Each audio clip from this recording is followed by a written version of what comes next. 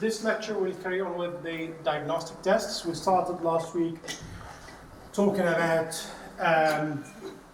linearity. So let's do some recap first, and then we'll see the topics we'll cover today. Before I start the recap, so let me just look at your feedback from last week. So you rated the lectures 4.5 out of, that's average, out of 5. And these are the things that you like. I'm very pleased to see that you like the way I managed the session and Socrative, etc.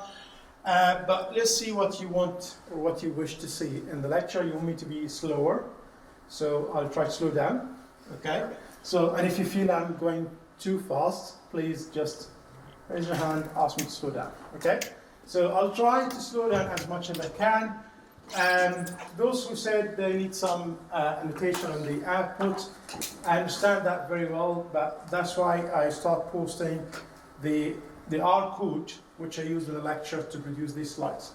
So if you follow this code, so you should be able to produce the same results. So you could produce the tables the way you see them, exactly you see them in my slides. You will be able to produce the graphs, etc. Okay, so hopefully that will address this point. But again, if I'm talking too fast, if I'm going too fast, just slow me down. Okay, so I'm happy to slow down whenever you ask me to slow down.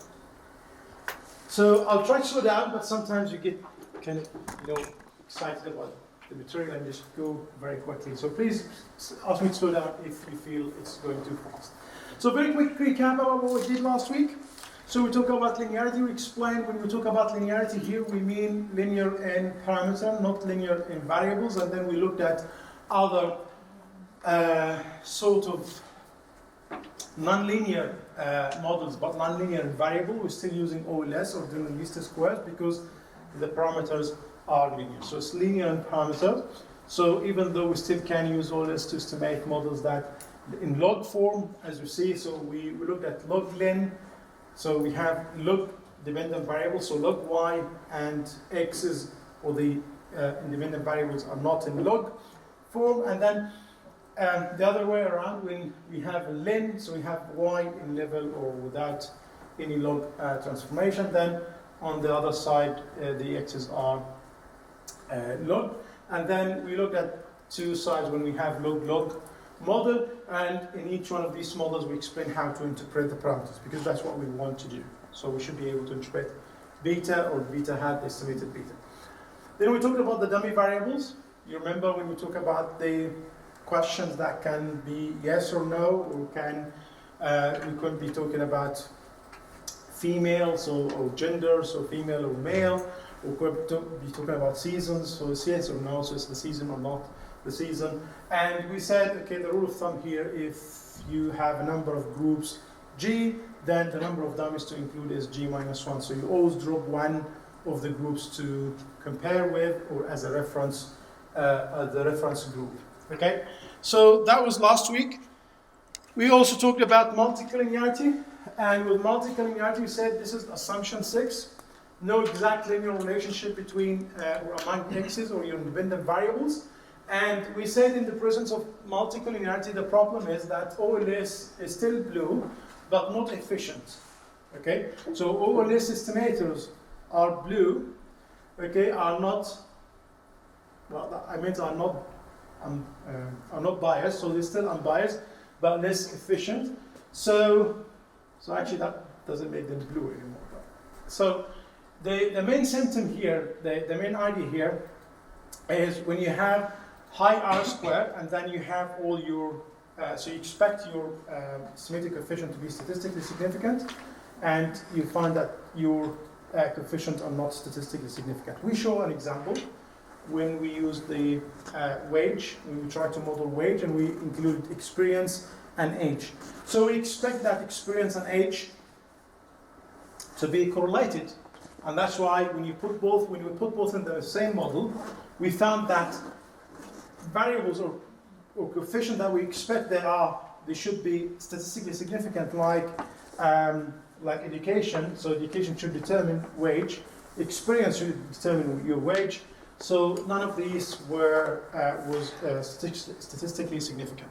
And the reason is multicollinearity, and we saw how to detect for multicollinearity. So we talked about, okay, you could look at the correlation matrix between your x's or your independent variables, or you could run some sort of auxiliary regression where you have one of your independent variables as a dependent variable, and then you put the other independent variables on the right-hand side and see if that is significant, or you have significant relationship between these two or more variables, and then you could produce the variance inflation factor and see.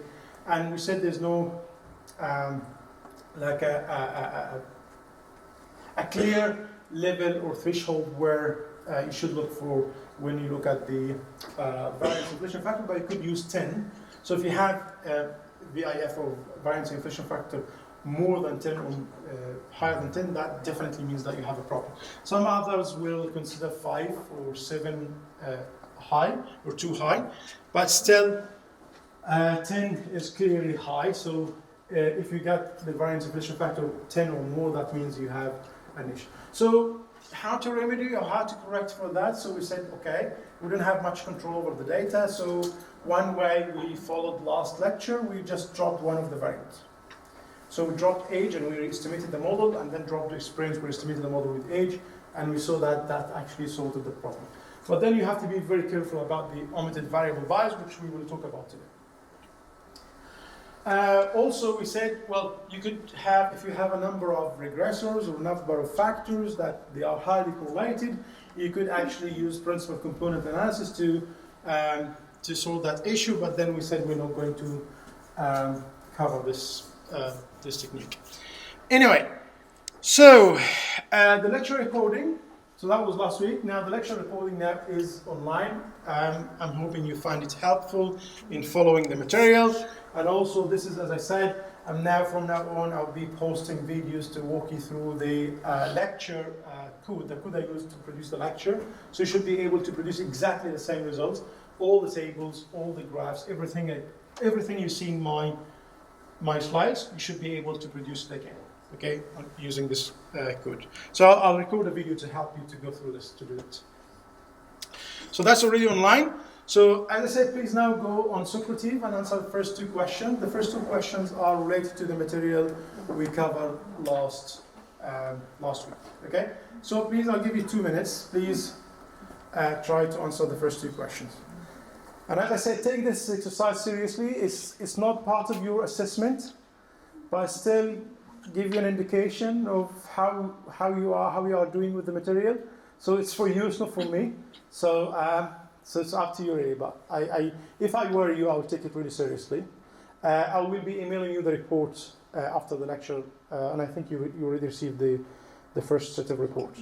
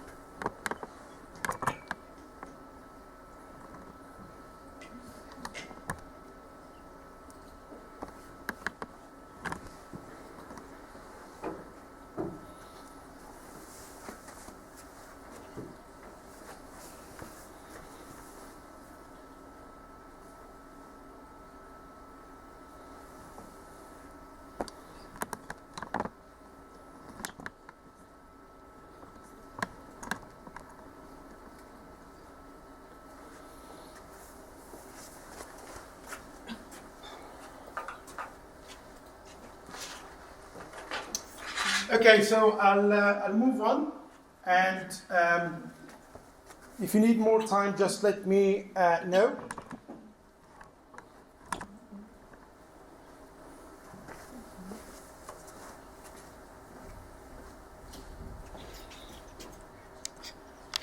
Okay, so we will discuss other issues with the regression model. We'll move on to heteroskedasticity. Remember, we made some assumptions about their term. And I said before, if you have assumptions, then you need to if you made assumptions, that means you need to test for those assumptions. So assumption 4,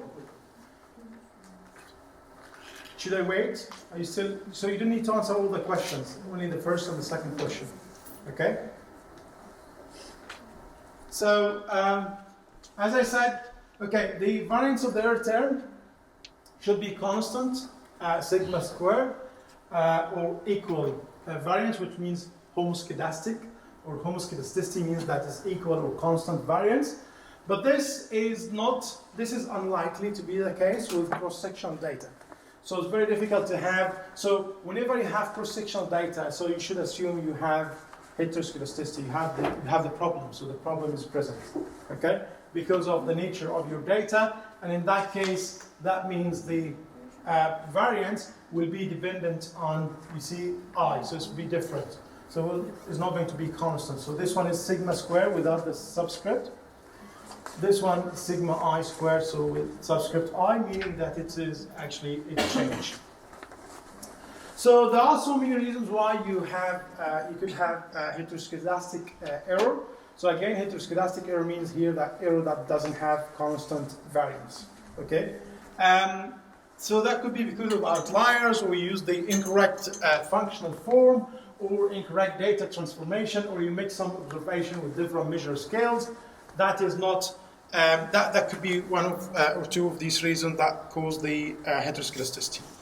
So in this, I'll follow an example, the same example we followed last lecture, which is based on food data. You know, some of you had some issues installing the package, the POE data package. I'll solve this in the tutorial today. I'll show you how to sort it out. So for now, you still can follow the lecture and all the examples, and then in the tutorial we'll see how to solve this issue. So the main model here is we have food expenditure, how much an individual or a household spending food depends on their income level. And if you remember, this was weekly data, and income here was measured by hundreds of dollars. So as you saw in the code last week, so you can give the regression a name, and then LM is the function, so linear model, and then you start with your dependent variable followed by this sign, and this your independent variable, and you tell the function where to find the data, so the data is food. So when I did this, and then I plot the graph, and I added the AB line, remember that was the regression line, this is what we have. So what do we have here? So how can I know this? This is likely to be heteroskedastic error. So you see the spread of these points around the line, the regression line. Okay? At low income levels, they are very close to the line. And as you go far from here, you move to the right. That means higher income levels. Then they spread more around the line. So here are very close to the line, and then they go like this. Okay? So that means the variance is not equal. So that means and as I said before, a minute ago, we said, if you have cross-sectional data, and this is cross-sectional data, okay? Because we have, why is it cross-sectional data? Because we have data about number of individuals or household in one point in time. So there's no time, okay? So there's no change in time, so there's no over time. It's only one point in time. And I have a large number of units.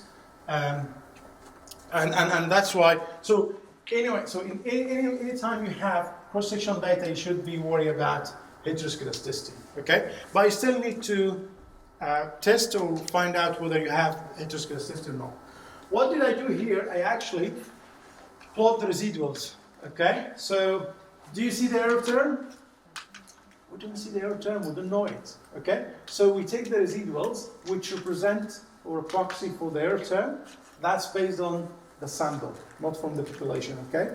So what I did here, I just plot the residuals. Here again is income, and here again is y hat, or the fitted values. And again, it shows some sort of pattern, or some sort of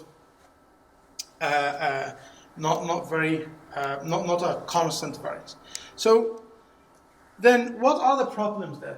What is the problem of having heteroskedastic errors? Okay?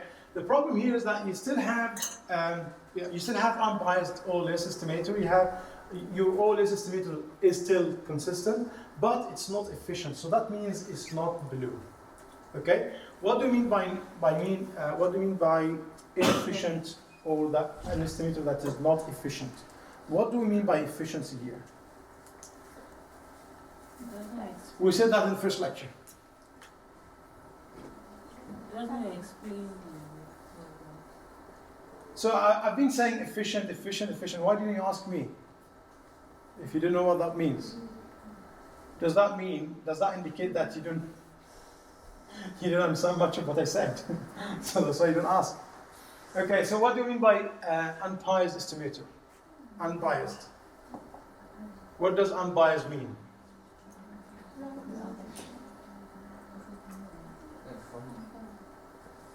I can't hear you. You're saying something, but I can't hear you. So I need it loudly. Okay, so unbiased estimator. Do you remember? Every time you take a sample, you get a value for beta. So if you repeat this many times, on average, these values should be very close or should be equal to the true parameter beta. Remember, we have population, we have sample. Okay? So what we're looking at here is the sample, not the population. So we didn't collect data for about income and household expenditure and food for all people in the UK, all individuals in the UK, all households in the UK. We actually have a very small sample. I think this was like 40 observations or something. Okay, it was a very small sample. So this beta, or the value we'll get from this estimating that model, will be different if we choose another sample. But on average, so if you collect these values, and on average, so the expected value of this estimated parameter, beta hat, should equal beta, which is the true parameter from the population. When I talk about the true parameter, I mean the population. Okay? Okay. Anyway, so how about efficiency now? So what do we mean by efficient?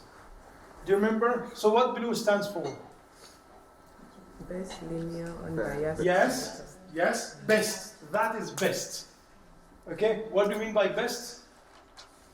It's all about the variance. Okay, that's the estimator with the minimum variance. Yes, that's right, thank you. Okay, so that's what we mean by efficiency. So an efficient estimator will have the minimum. That would be the best, but we have the minimum variance among other estimators. Okay, so when I say here, okay, in the presence of heteroskedasticity, your errors will be unbiased, which is a good thing. We want them to be unbiased. However, they are not efficient. That means you lost the best. You lost B from blue. It dropped, and that's a problem.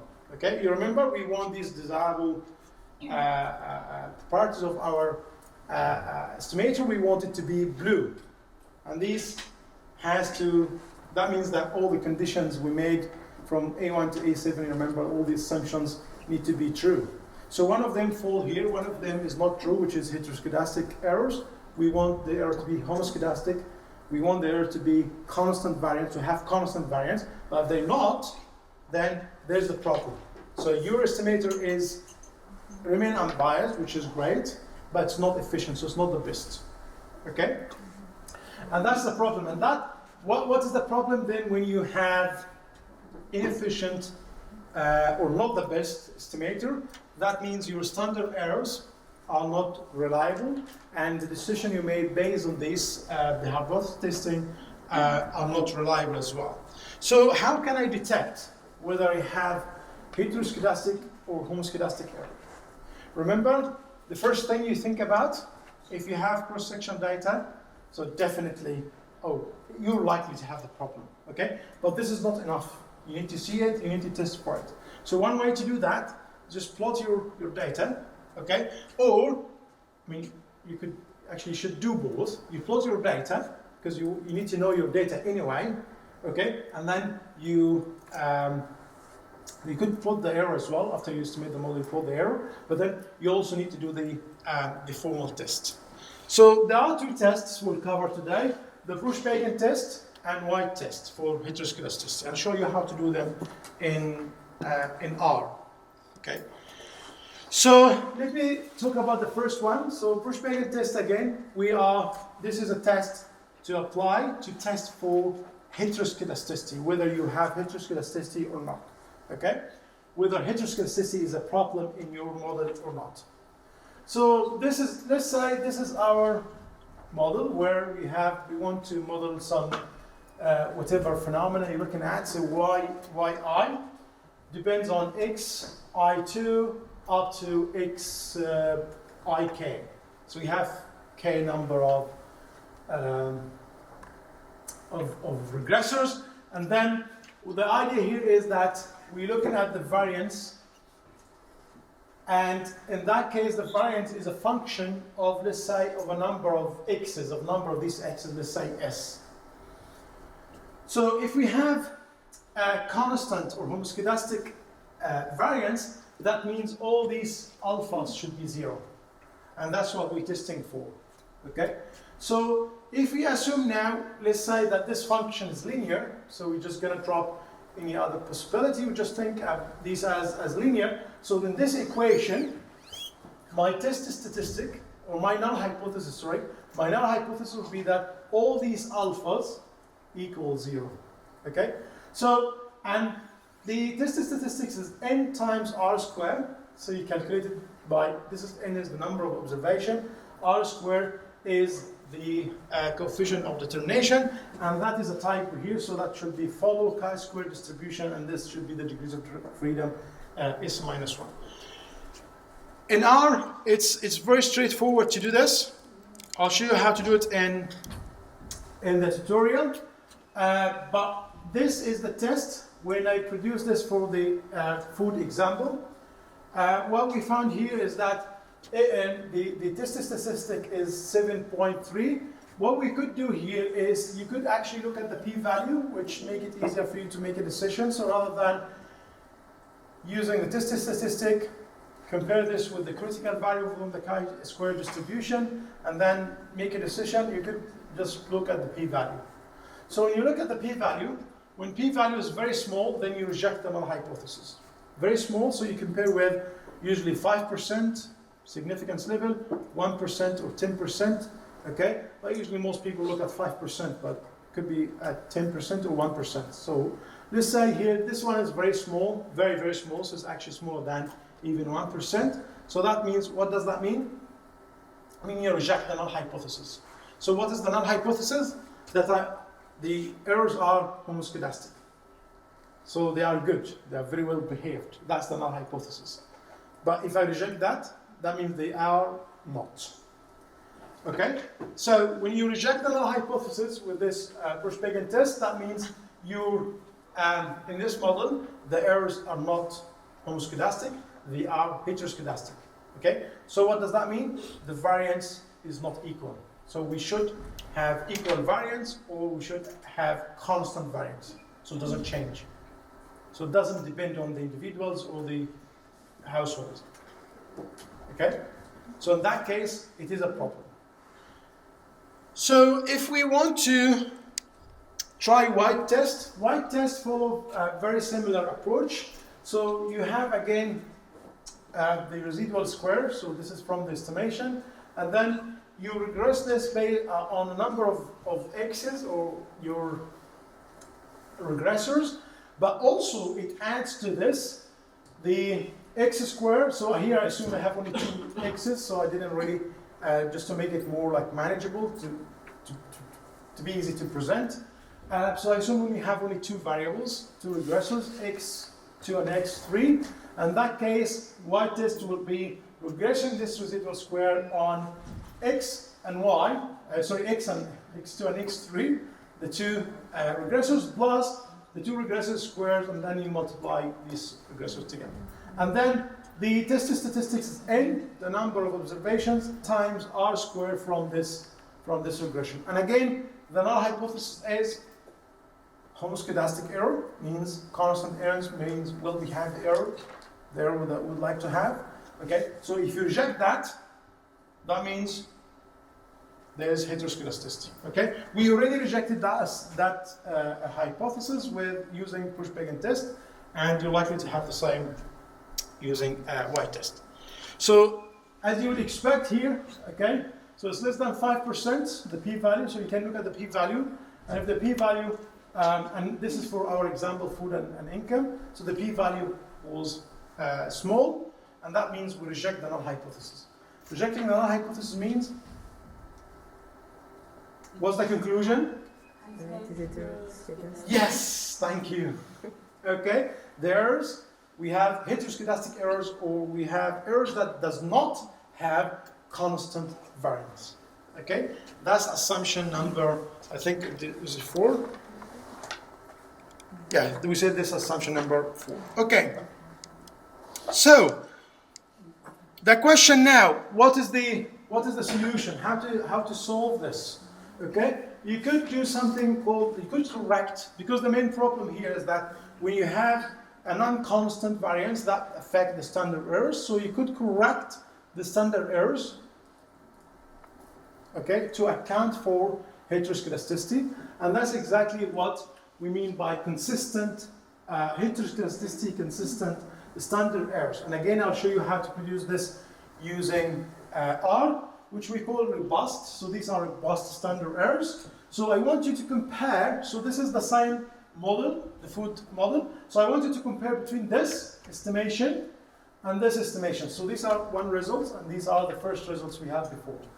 Okay, so this is what we estimated before. Now this is the new one with the consistent heteroskedasticity, consistent standard errors. So what's the difference? Look at the coefficients. Are they different? The estimates. Are they different? They're exactly the same. So what's different? Look at the standard errors. Yes. And that's exactly what it did.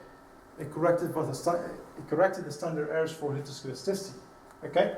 And that's what we have. So you've got the same coefficient, so it doesn't change the coefficients.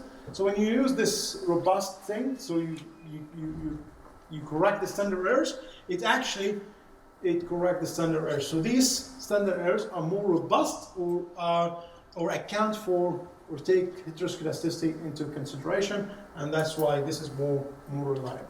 Okay? Is that clear? So should we say again to just summarize what we said? Okay, because this is everything we want to know about heteroskedasticity in this session. Okay, what is heteroskedasticity? Can anyone tell me? What do we mean by heteroskedasticity? You know, it took me a long time to be able to say it correctly. Heteroskedasticity, okay? I know some of you will probably struggle saying it for the first few times, but you get used to it, okay? So, can anyone tell me, I don't want you to repeat heteroskedasticity after me, I want you to explain what that means. What heteroskedasticity means. Come on guys, it's been like an hour explaining heteroskedasticity. At least one of you tell me what you mean by heteroskedasticity. It's all about the variance of the error terms. Remember, we made assumption about the a number of assumptions about the error terms. Okay? So one of these assumptions is that the variance of the error term is constant. It doesn't change. It's constant. It's sigma squared. That's what we call sigma squared. It's just a constant. Okay? But what the problem is when the variance is not constant. Okay? So that's heteroskedasticity. So it's all about the variance of. You remember when I show you this graph, when we plot the data with the regression line, so the observations you see are very close here to, they spread like very, very close to the regression line, but as you go at higher level of income, then they become more spread. That's what I mean heteroskedasticity. And as I said, that is something that is likely to happen with cross-sectional data.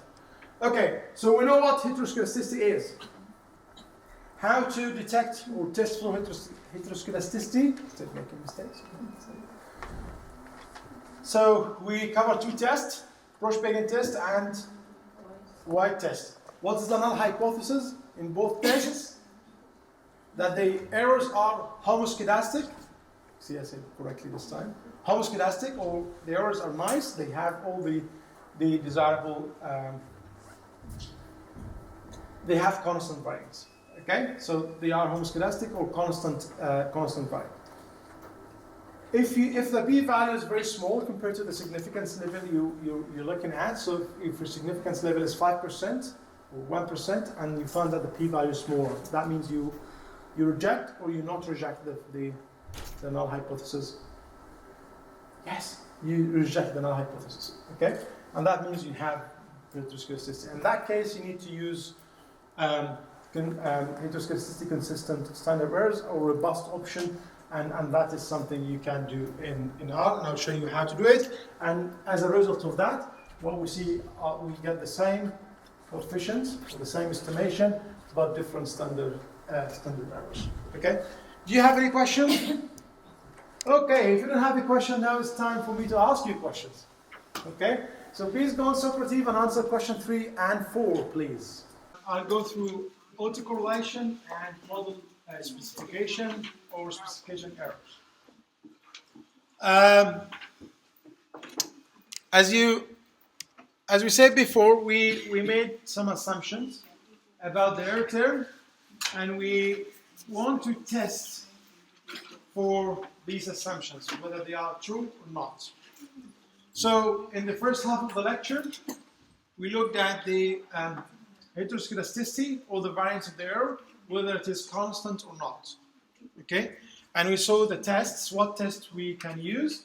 But in general, we say if we have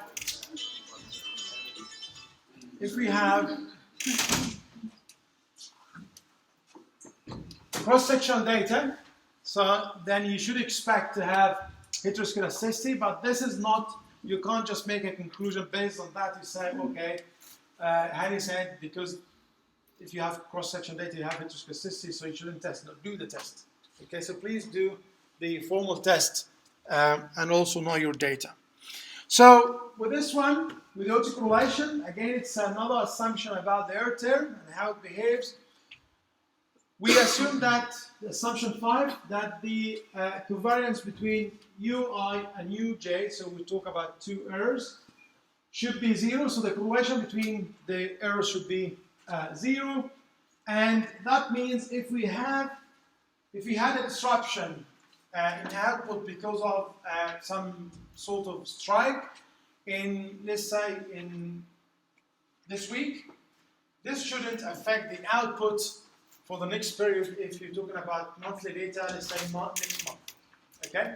So in that sense, the disruption in output caused by a strike in time t should not cause any issue, or should not be correlated, or should not affect output in time t plus 1, so in the next period. Okay? Or if we talk about, this is time series, if we talk about cross-section data, so if the effect of an increase in one family's income, the effect on their consumption should not be correlated, or should not affect the consumption of another family. Okay? And as you can expect here, this is a problem that usually comes with time series data, not cross-sectional data.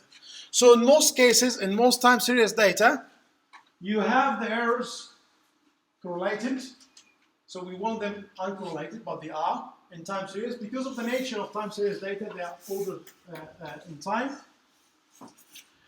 So it's likely the case where you have, if you have a shock, or if you have a change, or if you have something happen for you, the error term in time t, this will be carried over to t plus 1, to the next time period. So again, heteroskedasticity, when we talk about the non-constant variance, something that is likely to happen with cross-sectional data. In this case, autocorrelation is more likely to happen with time series data. Okay?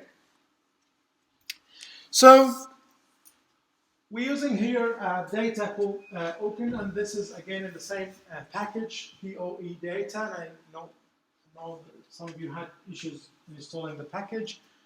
I'll show you in the tutorial how to do that. So we have data about, I think, inflation or growth and unemployment. So this is growth rate, output growth rate. So if you look at these, you'll see some sort of clusters or persistent positive and negative values, which continue. So for example here, if the output growth is declining, so in one period, so it's likely to carry on to the next period. The same thing here, or if it's going up, increasing, is the same thing. Because this is the time, so with the same thing with unemployment data, so here it's declining, again next period is declining, next period is declining, and then if it's increasing, so it's likely to, so there's some sort of correlation here over time.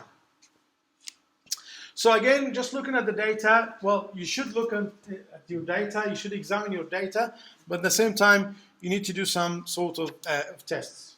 Here again, I'm just doing the same thing. I'm plotting the data for the growth rate, and its lags means in time t minus 1.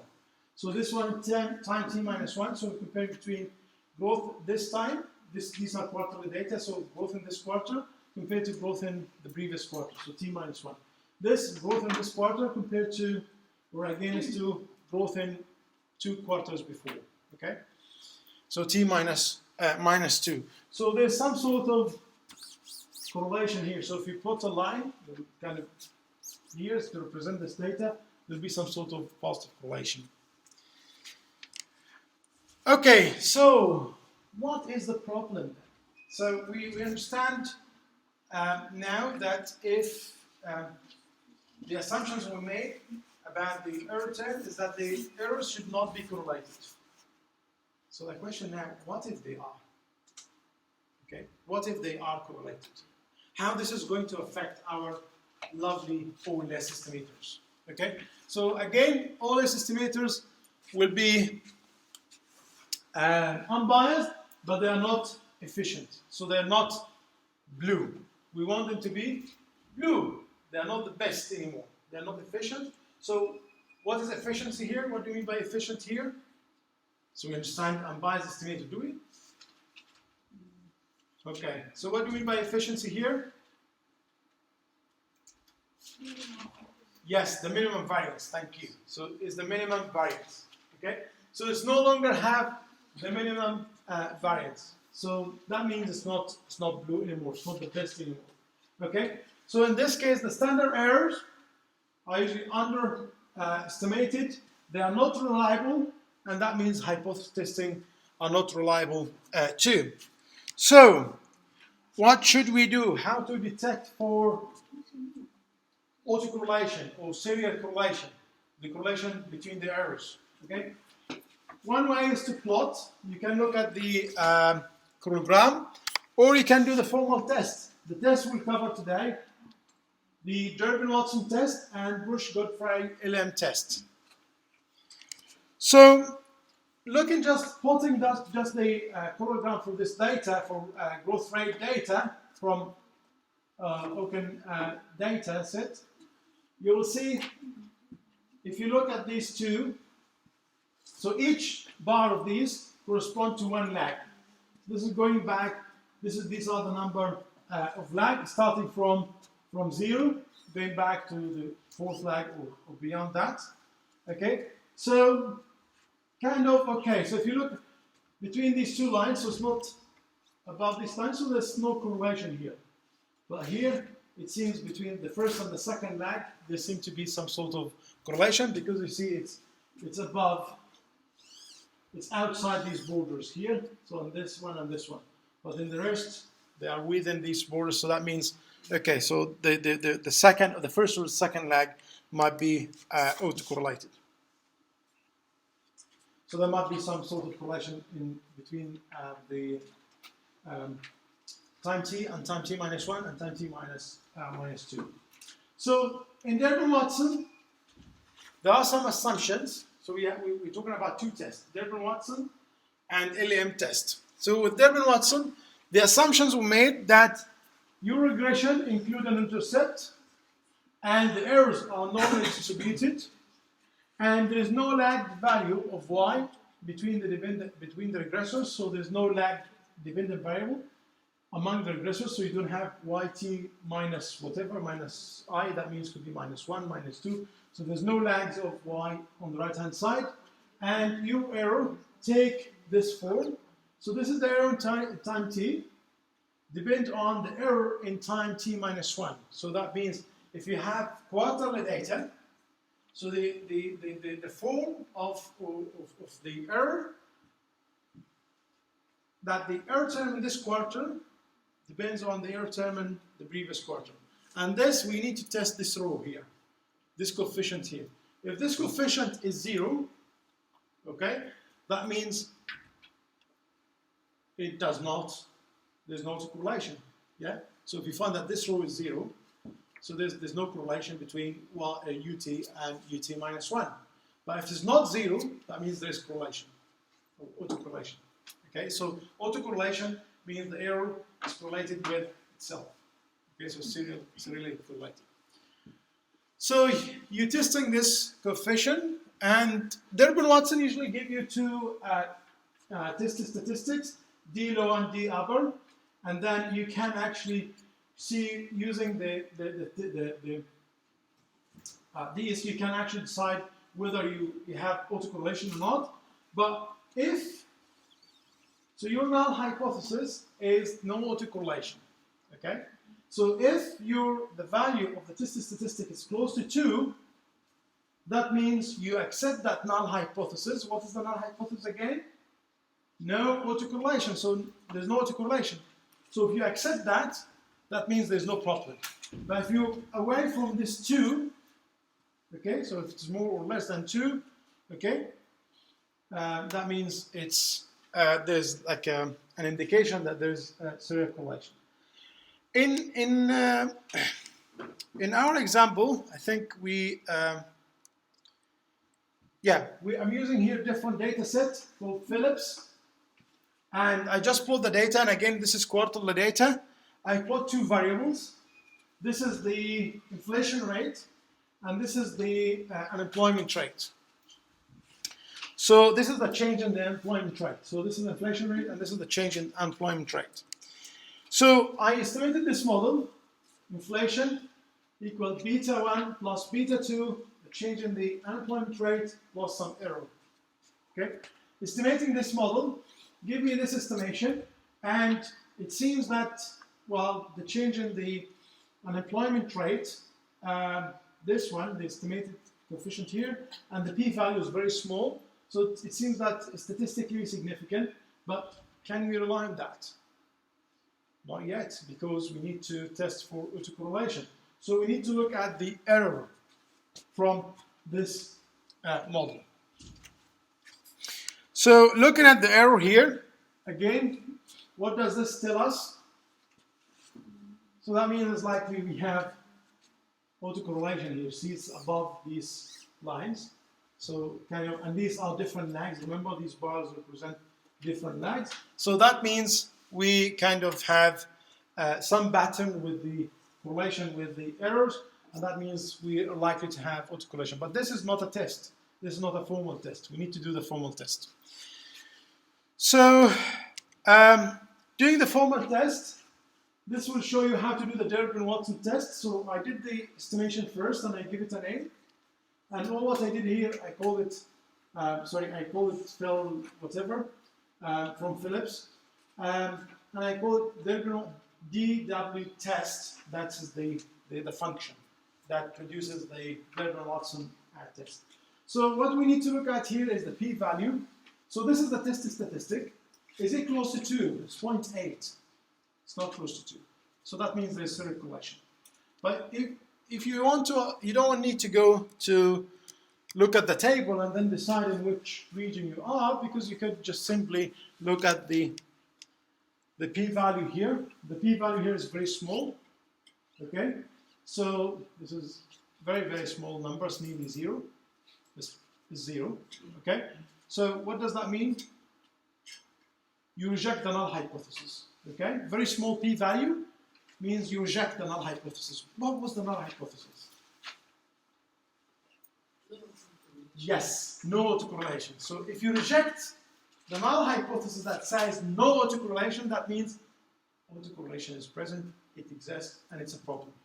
Okay? So this is the first test, Durbin-Watson test. We said there are two tests, the LM test and the Durbin-Watson test. Moving to the next test, which is the LM test, actually you're more likely to be relying on this more because all these assumptions here about the Durbin-Watson test. Remember, to apply Durbin-Watson test, you need to satisfy these assumptions, and also your error. The assumption is that your error is first order thing. So the error depends on the error in t minus 1 only. So there's no more lags than this. But with LM test, you can actually go beyond that. So that's why I'm saying you're more likely to be relying on this. You're likely to be relying on this more often. This test, the LM test. So what does the LM test? The Breusch-Pagan LM test.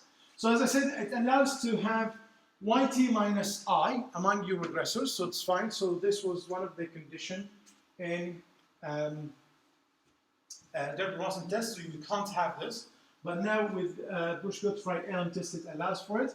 And actually, it also allows for higher AR scheme or autoregressive scheme. So that means you can have more than one. So in this case, if this is the error or the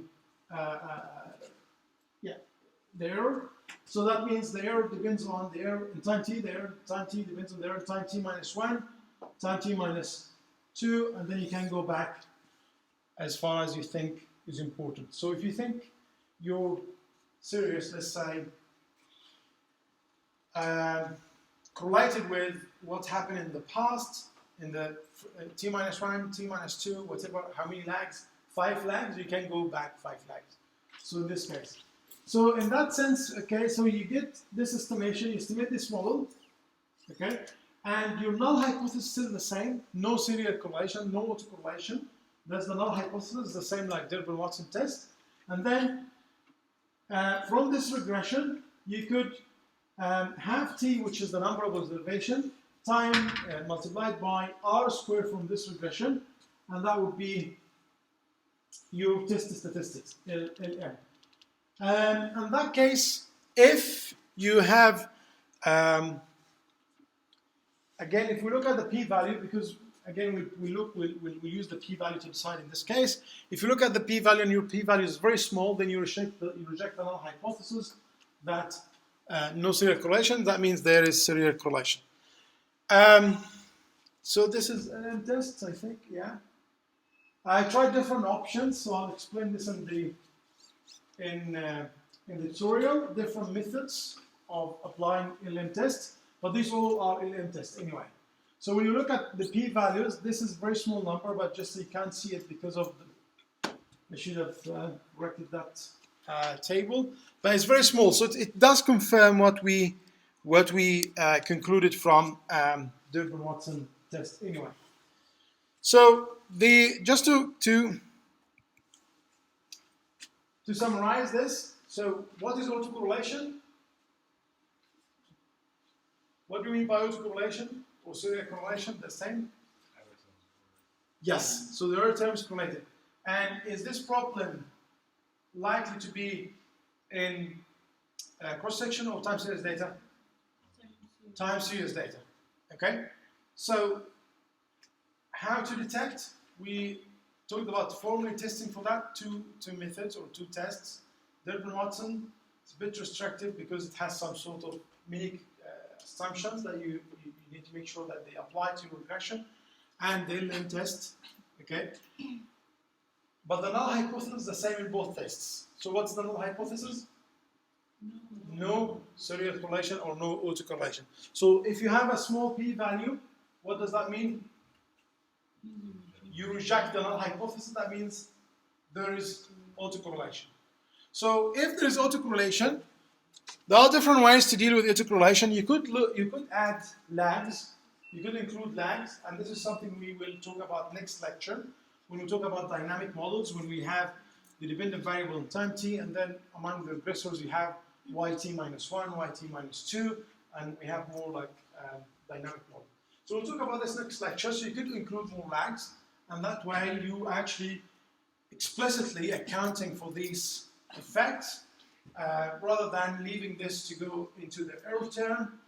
So you're actually including it in the model. Or there's another way to do this. We could actually use what we call HAC. So it's heteroskedasticity, autocorrelation, consistent standard error. So HAC here stands for these three words: heteroskedasticity and autocorrelation, consistent standard errors, and that will correct the standard error. So these are the same estimation, but these are different ways for these hacks. So then that would produce different standard errors. So that means this will mainly correct for the standard errors. So again, because the problem with the presence of autocorrelation, the problem is your OLS estimator is still unbiased, but it is not efficient. Okay, so it's not the one with the minimum variance. So that means your estimators are not blue. So you drop the B from here, so it's not best anymore. Okay, remember the best means blue means the best means the efficient or the one with minimum variance. So if it's not the one with minimum variance, so it's not blue anymore. Okay. Anyway, so now do you have any question about autocorrelation? Any questions? Because if you don't have any questions, then it's my turn to ask you a question.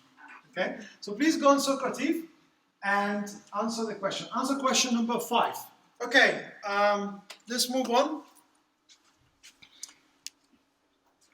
So we covered, in the first half of the lecture, we covered heteroskedasticity. What does heteroskedasticity mean?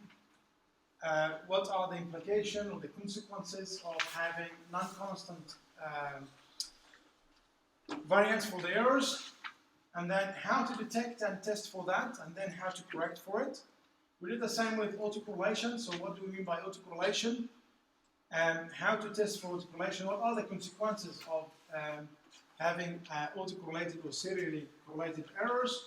And then how to test for that, and then how to deal with it. So now we're moving with the last point I would like to cover in this lecture, and then we'll have a few minutes talking about the assignment, which is the model specification. So one of the assumptions is that the model is correctly specified. So when we talk about model specification, we mean so many things. But before we jump into what that means, you should know that there is no such thing as a perfect model.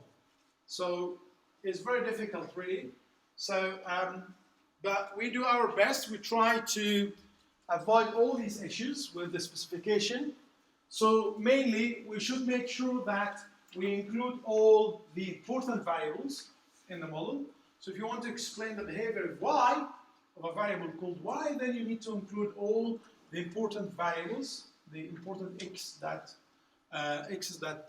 explain it.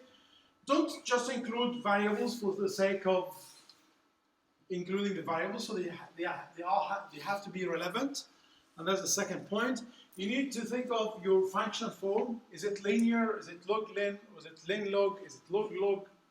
Etc. So you need to think about there should be no measurement errors when measuring your variables, y and x's, and you should account for outliers, the probability distribution of your errors, and non-stochastic regressors. You have fixed regressors and repeated samples, and no simultaneously bias.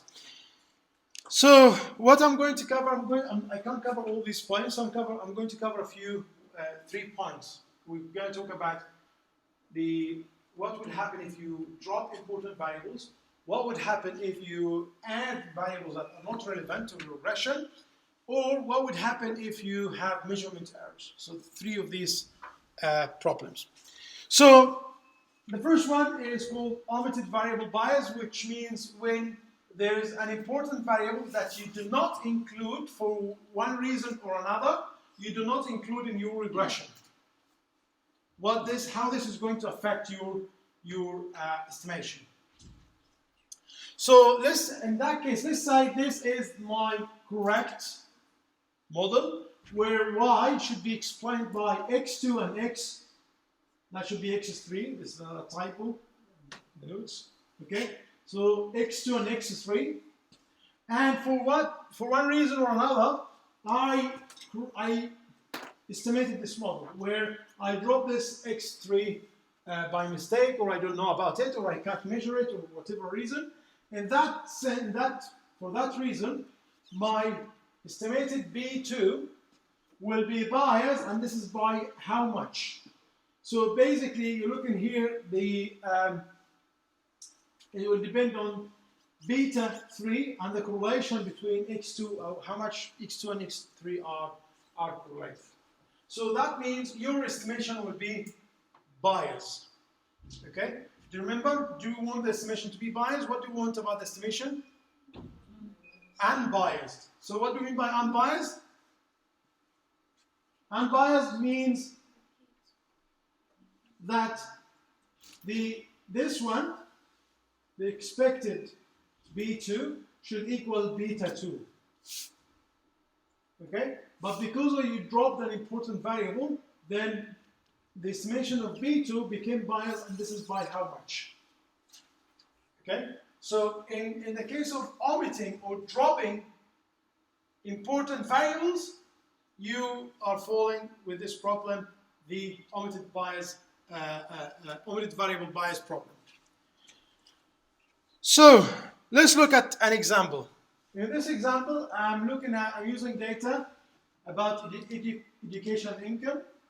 So in this data, we're trying to model, let's say, family income. And in this data, we said the correct model is family income should depend on the husband income and the wife income. So HE here, the husband income and wife income. And this is the number of kids who are less than 6. Okay? So let's say this is our correct model. This is the model that we should include. So these are the estimated coefficient, but for one reason or another, we actually dropped these two variables and we estimated the model just using the first variable. Okay? So look at the estimated coefficient and compare this with this one. It's different, and it's actually it's much bigger, it's much higher, yeah? And that's because of the bias. Okay? That's because you dropped these variables which are important, and that affected this. So that show you with heteroskedasticity, with autocorrelation, we had the same coefficient when we corrected for it. We still have the same number, the same coefficient, because it doesn't affect.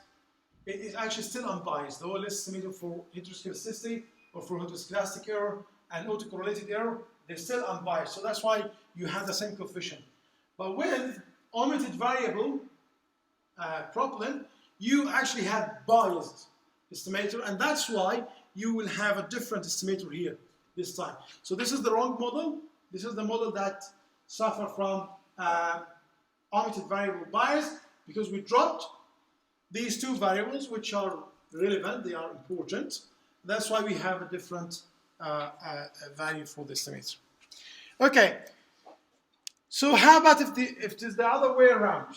If we include variables that they are not important, okay? So the first case, you dropped variables that are important to the regression. You should include them. We have this, the estimators are biased because of that, as a result of that. So if we add variables not economically meaningful or relevant, they're not really related, and some people just add more variables and they see, oh, R square is increasing every time I'm adding new variables, so that's good, that regression sounds good. That's actually a mistake. Okay?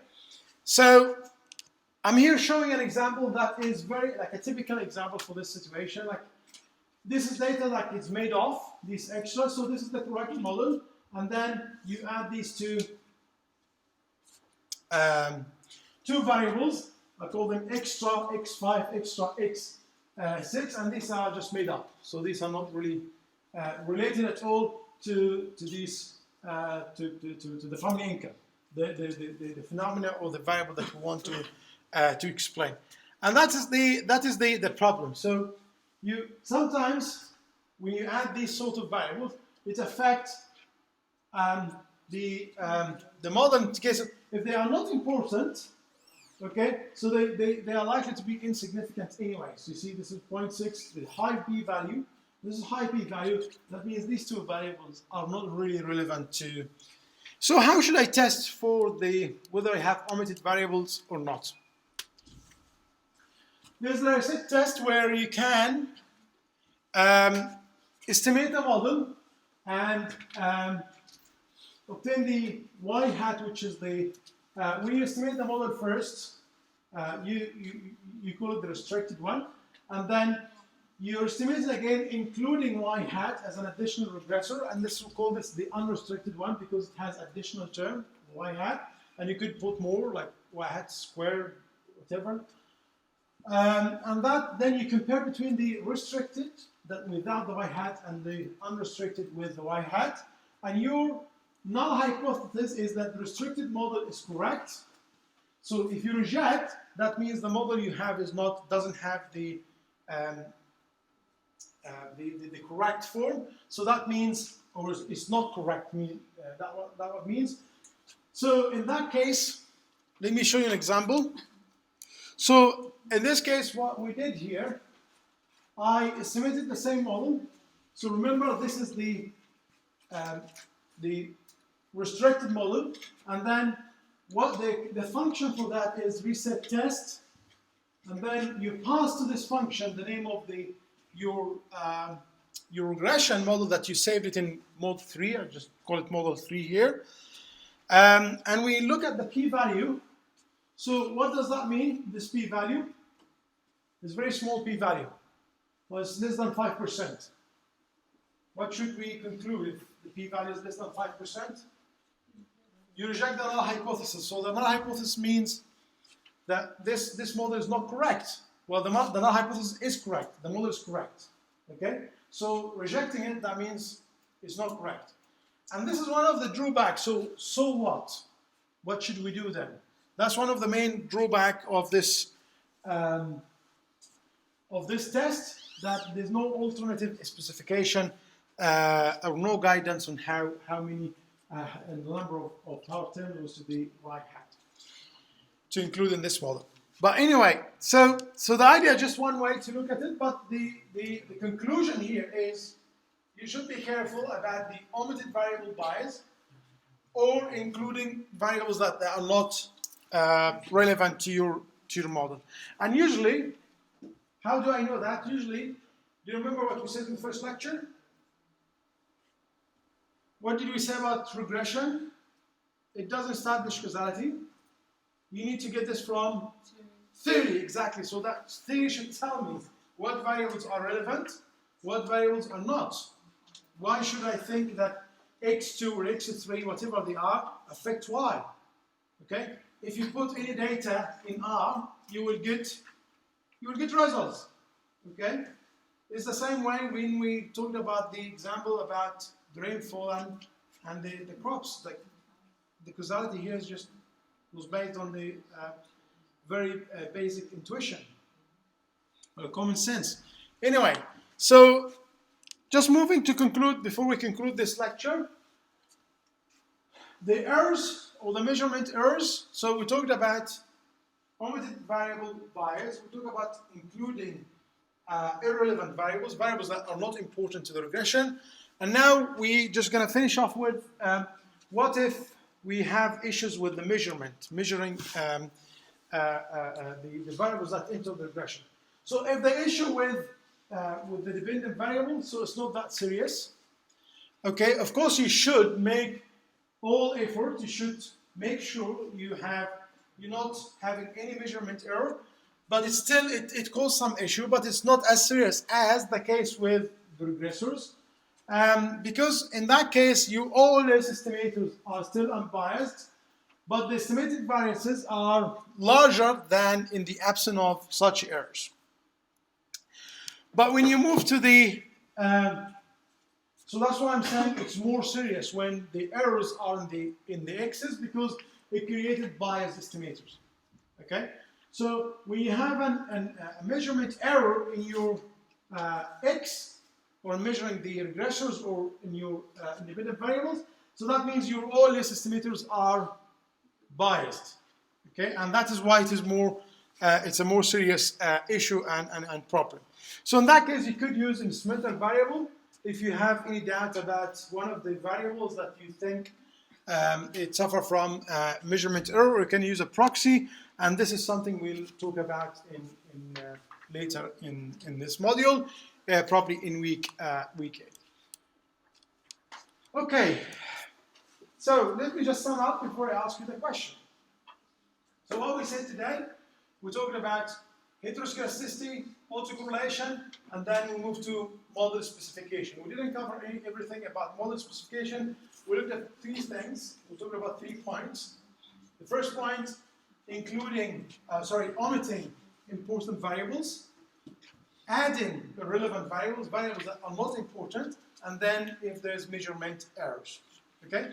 So now, do you have any question about any of the topics we covered today? No questions? Are you sure? Go to Socrative, and there's one question for you, so please answer question 6. Okay, while you answer the question, if you have finished, just want to talk a little bit about the coursework. Do you remember you have a coursework? Okay, so you have in-class tests, coursework, and then final exam. Okay, is that clear? So we have in-class tests, we have 6 in-class tests. We'll choose only the best 5, so the best 5 counts toward the overall mark. And then you have a coursework, and then you have an exam at the end. So let's talk a little bit about the coursework. So what is the main task in your coursework? You need to use data on oil prices, okay? And there's a very large literature on oil prices, so you can pick anything you want. So there's no really restriction on what you can do with this data, okay? So here I wanted to give you some examples of the literature, okay? So some of the large body of literature talk about oil prices and how they are related to different macroeconomic and financial variables. So it's really a large body of literature. It's very difficult to summarize. But my point here is that you can pick whatever you feel interested in, then just pick that topic. So there are some literature talking about volatility. Try to explain the volatility of oil prices and how that affects different macroeconomic indicators. Okay, so if you click here, it will take you to hundreds of papers. Choose whatever. Okay, just choose like a simple paper, whatever you think you can apply any of the methods we cover in this course. The effect of oil price on economic growth. Click here. It will take you to a large number of papers again, talking about the same thing. The effect of oil price on inflation rate. Again, click here. It will take you to many papers talking about this. Stock markets, exchange rate. So these are just some examples. But oil price literature on oil price is very rich. Okay, so choose whatever you think more interesting to you and collect data. Okay, yes. Can we relate it to countries? Any country in the world is fine, as long as there is like a logic behind that. So if I say I'm studying oil prices and macroeconomic performance in Saudi Arabia, which is an oil exporting country, so it's a country that depends on oil. Or I'm studying this on another country X because this country is importing oil and it's dependent on oil. So there's some sort of logic behind it. It's not okay. So you can choose any country, but as long as you just make a point why you're selecting this country and justifying that. Okay, so it should be fine. So any country. Okay, but then you should be clear about why you choose that country. So the idea here is that to identify research questions, so you first need to look at the literature. and then identify research question, which include the country, in which context you're going to apply that. You need to collect oil price data, and you need to use R, so you can't use any other program, software, because one of the learning outcomes in this module, the objective is to learn R. Okay? And then you use time series technique, which will start next time. So from next lecture, we'll be talking on, like for 3 lectures, we'll be talking only about time series. Okay? We started by talking about autocorrelation today, because this is very related to time series, but we more formally will introduce it, time series more next time. Different way, estimation, etc., and how to check the properties of time series, etc. For those who, if you put oil price data in Google, you get hundreds of places you can download oil prices, but these are some examples. Okay, so this is where to get oil price data from.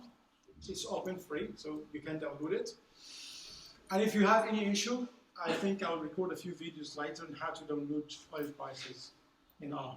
So there's no problem with data at all.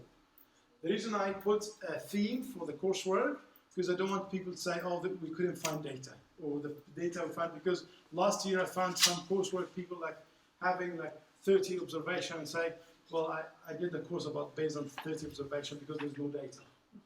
Okay? Now I'm talking about oil prices.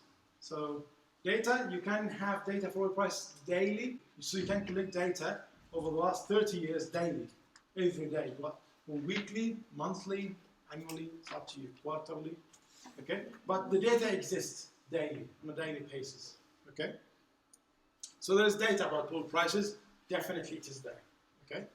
And I'll show you how to get it in R as well. But now, these are just some examples, so if you want to practice, download an Excel sheet, and you know how to import data from Excel sheet now, okay? So that should be fine. You need to write a 2,000-word report, and I always tell people, those who know me, this is not a target. Please, don't take 2,000 as a target. You don't need to write 2,000, okay? This is absolute maximum, okay? So don't write, under any circumstances, don't write more than 2,000 words, okay? So if you write, I'm looking at the quality. Those who know me, they know I don't count words. I don't look at the word count of your work, unless it is really boring and it's really too long. Okay? Apart from this, I will never look at the word count. So I don't care about the word count. Okay? If you write 1,000 words in a good quality, you might get higher mark than somebody who wrote 2,000 just for the sake of filling, pages. I don't want that. Okay? So think about the quality of your work and the presentation of your work. And I hate screenshots. I hate them. I don't want to see them. And from now saying, don't screenshot your result from R. We learn about Stargazer to produce good tables. We learn about the function plot, and later on we learn about ggplot to produce nice graphs. So please don't include screenshot. No screenshot in your report, and I'm not going to mark any screenshot. So if you put any screenshot, I will just consider that it wasn't there. Okay? Is that clear? Yeah. Great. I hate it. It's just me. Okay? I hate it. Okay? Sorry. One more thing before you go, sorry. So, guys, I'll take 2 more minutes. Please listen. 2 more minutes. And then you can talk as much as you want. 2 minutes. You need to register your title, your project title. So that's why you need to do some research now by October 22nd. And this is the link. This link is on Blackboard as well, is in the module handbook. Okay, so I just put it here again for people if they didn't see it. So registering you, just to tell me what topic you're going to work on. This is really important, so I can help you. Okay, so by 22nd. 4 weeks later, after that, you need to submit your, this is the deadline. You need to submit your full report.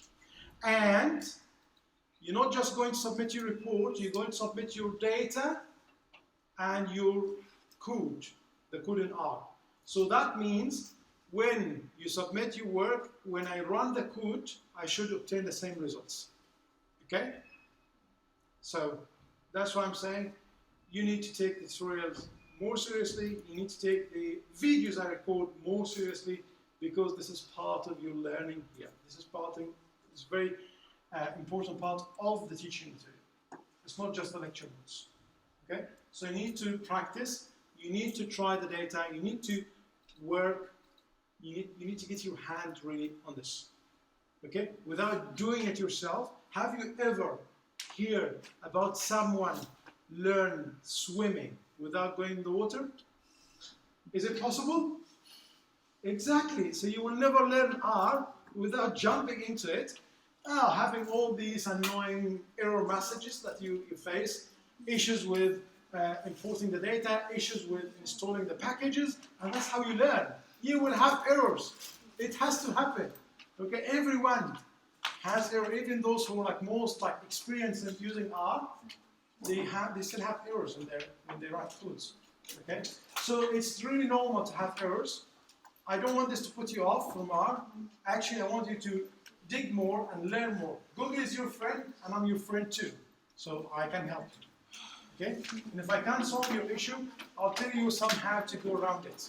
As what happened today. We couldn't install, one of you came to my office hours today, and I couldn't help her to install the package. But then I show her how to go around it.